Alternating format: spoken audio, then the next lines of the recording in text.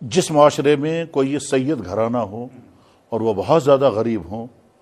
تو اب سوال پیدا ہوگا کیا ہم ان کو زکوٰۃ دیں یا نہ دیں؟ تو جواب ہے چونکہ اللہ کے نبی علیہ السلام نے اپنے خاندان کے لیے زکوٰۃ کو حرام کر دیا تھا۔ مثال حضرت حسن رضی اللہ تعالیٰ عنہ جو حضرت فاطمہ کے سب سے بڑے صاحبزادے تھے، حضرت حسن حضرت حسین امام، حضرت حسن رضی اللہ تعالیٰ عنہ حضور کے گھر میں حاضر ہوئے، چھوٹے بچے تھے، وہاں ایک بوری کے اندر کھجور رکھے ہوئے تھے اور وہ کھجوریں صدقے کی تھی یا زکوٰۃ کی تھی۔ تو حضرت حسن نے اس میں سے کھجور لے کر کے جیسے بچہ ہوا کرتا ہے بچے نے منہ میں ڈالی، تو اللہ کے نبی علیہ السلام نے چھلانگ مار کر کے ان کے منہ سے وہ کھجور نکالی اور فرمایا یہ صدقے کا ہے اور صدقے کا مال ہم نہیں کھاتے۔ تو چونکہ اللہ کے نبی علیہ السلام نے زکوٰۃ اور صدقات اپنے لیے اور اپنے خاندان کے لیے منع کر دیا ہے، اس لیے کسی سید گھرانے کو زکوٰۃ نہیں دے سکتے۔ مگر اس کے بعد سوال یہ ہے کہ اگر ان کو فاقے لگ رہے ہوں تب؟ تو جواب یہ ہے کہ وہاں کے مسلمانوں کی اجتماعی ذمہ داری ہے کہ وہ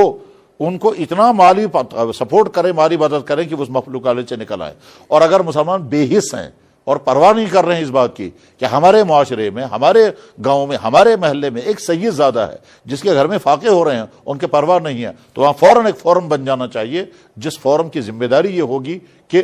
ہم اس گھر کے لیے اتنا اماؤنٹ جمع کریں گے، لوگوں سے اتنی تعاون لیں گے تاکہ اس گھر کو ہم چلا سکیں۔ اور جو آدمی اس فورم کو چلائے گا وہ یہ نیت کرے کہ میں اللہ کے نبی کے خاندان کے ایک گھر کو چلانے کے لیے سرگرم ہو رہا ہوں اور انشاءاللہ اس کے نتیجے میں مجھے بہت بڑا انعام ملے گا۔ مثلا یہ کہ قیامت کے دن اللہ کے نبی علیہ الصلوۃ والسلام ہو سکتا ہے اس کے لیے سفارش کریں کہ تم نے میرے خاندان کے ایک آدمی کو چلانے کے لیے، ان کے بھوکوں کو کھلانے کے لیے تم نے اپنا وقت خرچ کیا، اپنی صلاحیت خرچ کی ہے، تو میں تمہاری سفارش کروں گا۔ چنانچہ اس کے واقعات پائے بھی گئے ہیں کہ کسی نے سید زادے تک مال پہنچایا، ان کو فاقے لگ رہے تھے، بعد میں اللہ کے نبی علیہ السلام نے کبھی خواب میں ان کو بشارت سنائی، اور کبھی ولایت کا اعلان ہو گیا کہ فلاں آدمی جو تھا وہ ڈاکو تھا، اس ڈاکو نے پیسے بہت جمع کیے تھے، بعد میں اس کو کسی نے کہا کہ تم ڈاکہ کر کے شراب پیتے ہو، عیش کرتے ہو، تمہیں معلوم نہیں تمہارے محلے کے اندر فلاں تمہارے نبی کے خاندان کے لوگ ہیں اور وہ بھوکے رہتے ہیں۔ وہ اٹھا رات ہی کو اور ساری پراپرٹی جو ڈاکہ سے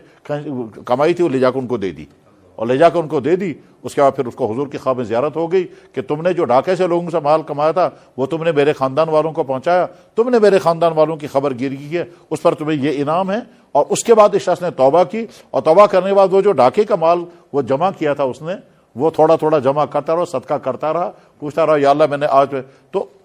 غرض یہ کہ جس سوسائٹی کے اندر کوئی سید گھرانہ ہو اور وہ مفلوق الحالی کا شکار ہو، ان کو کھانے پینے کا ان کے پاس انتظام نہ ہو، تو وہاں کے مسلمانوں کی اجتماعی ذمہ داری ہے۔ جیسے کسی جگہ بیوہ ہو، جیسے کسی جگہ یتیم ہو، جیسے کسی جگہ سڑک میں پڑا ہوا کوئی انسان ہو، وہاں کے مسلمانوں کے بیت المال کی ذمہ داری ہے کہ ان کی خبرگیری کریں۔ اسی طرح سے وہاں کے مسلمانوں کی ذمہ داری ہے کہ وہ سید گھرانے کی خبر کریں۔ آخر ہم ایمان کے صلاح ہوتے ہوئے کیسے برداشت کریں گے کہ ہمارے معاشرے میں ہمارے نبی کے خاندان کا ایک آدمی بھوکا پیاسا رہے اور ہم شام کو کھائیں؟ تو ہم سوچ بھی نہیں سکتے اس کو۔ اس لیے وہاں کے مسلمانوں کی ایمانی، اخلاقی اور انسانی ذمہ داری ہے کہ وہ سید خانوادے کی فکر کریں۔ جس معاشرے میں کوئی یہ سید گھرانہ ہو اور وہ بہت زیادہ غریب ہوں تو اب سوال پیدا ہوگا کیا ہم ان کو زکوٰۃ دیں یا نہ دیں؟ تو جواب ہے چونکہ اللہ کے نبی علیہ السلام نے اپنے خاندان کے لیے زکوٰۃ کو حرام کر دیا تھا۔ مثال حضرت حسن رضی اللہ تعالیٰ عنہ جو حضرت فاطمہ کے سب سے بڑے صاحبزادے تھے، حضرت حسن حضرت حسین امام، حضرت حسن رضی اللہ تعالیٰ عنہ حضور کے گھر میں حاضر ہوئے، چھوٹے بچے تھے، وہاں ایک بوری کے اندر کھجور رکھے ہوئے تھے